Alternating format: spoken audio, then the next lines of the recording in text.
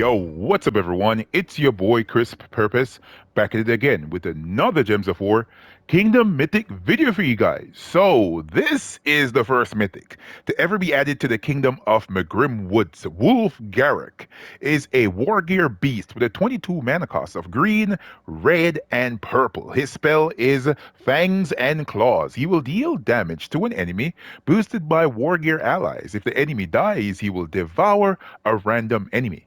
His first trait is invigorated. He will gain one life when an ally casts a spell. He is impervious, so he's immune to all status effects, including Devour, Lycanthropy, and Mana Burn.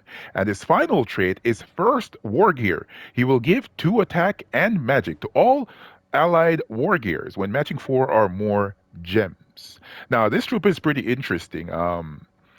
So as to get that devour going, you need to kill an enemy, which can be difficult because the amount of damage that he deals is very low, even when you have all war gear allies, including the class. If you use the Spirit Walker class, and for example, I remember persons were using Todd Greenwood, Wulfgarok, the hero, and maybe something else.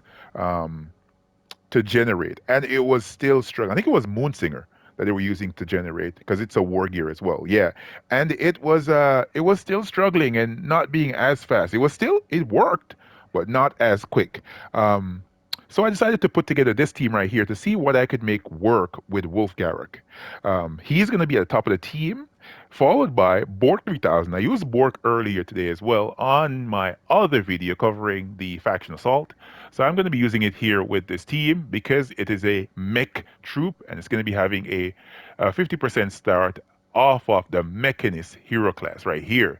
The setup for Mechanist is always going to be the same. I don't usually change this because it's the same setup for majority of my teams. And then Leprechaun in the back of the team for a fast start.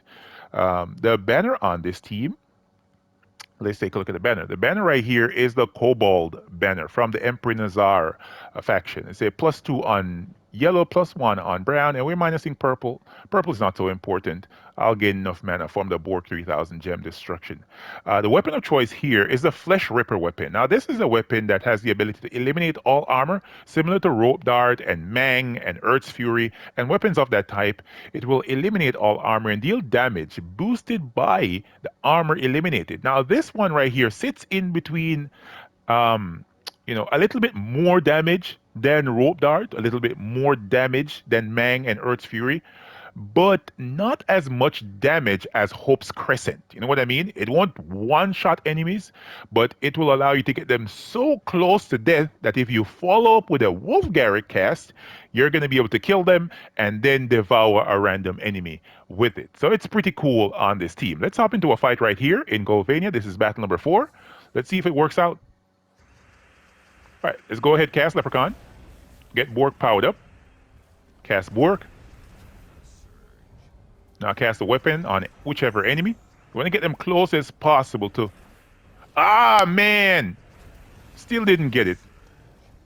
That's what I'm saying. The damage right here on Wulfgarok is pretty weak. Yeah, but if you get that hit, it's over for them.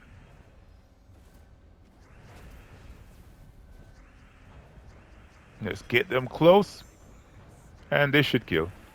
There we go. Hopefully the next battle goes a little bit smoother so you guys can see it get the win like how I usually do it, right? Let's try again.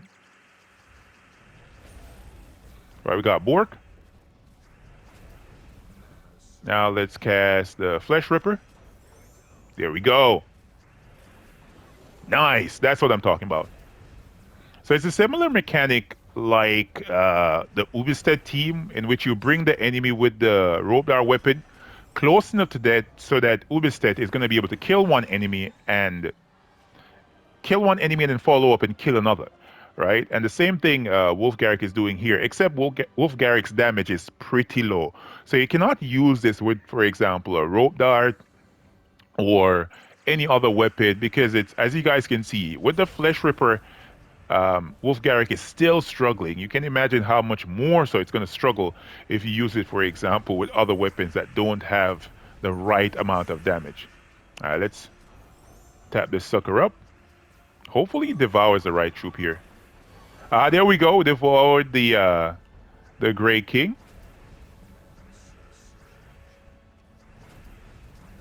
Let's get this sucker right close up to death.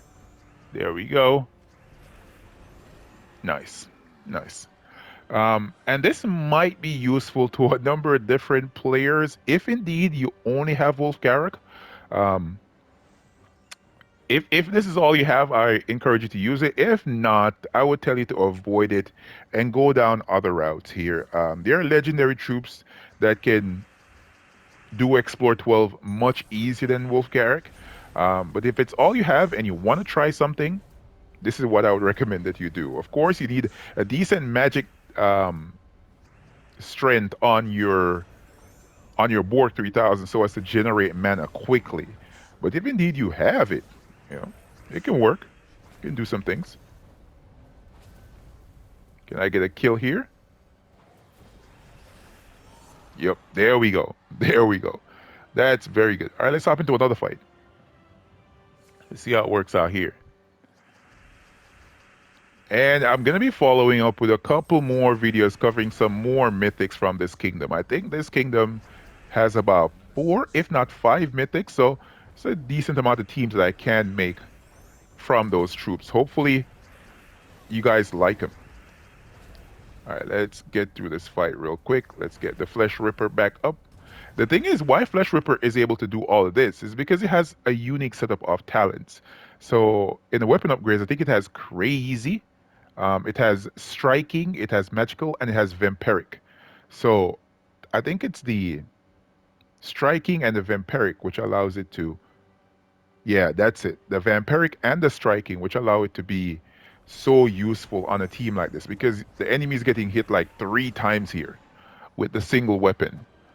Right? The armor elimination is 1, then the damage is 1, then the striking, then the vampiric. So it's like 4 different instances in which one enemy gets hit, which is cool. And I like having Wulfgarok at the top of the team simply because he's going to be the tank, right? He's tanking all the way here. So there's no way that you can lose your Wulfgarok if you're devouring.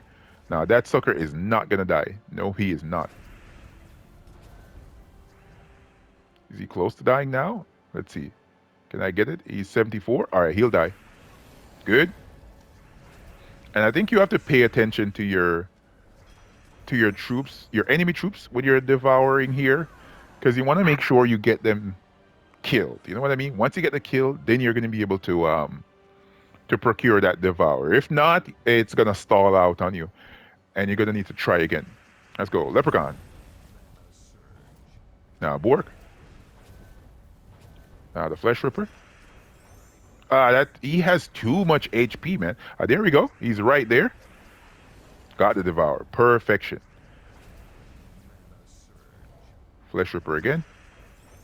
Yep. Devour. Nice. Nice. Nice, nice, nice. It's interesting that I could actually find something to make this work because at first glance, I remembered persons speaking about Wulfgarok and how bad his spell is, but you know, we kind of made something happen here. Flesh Ripper.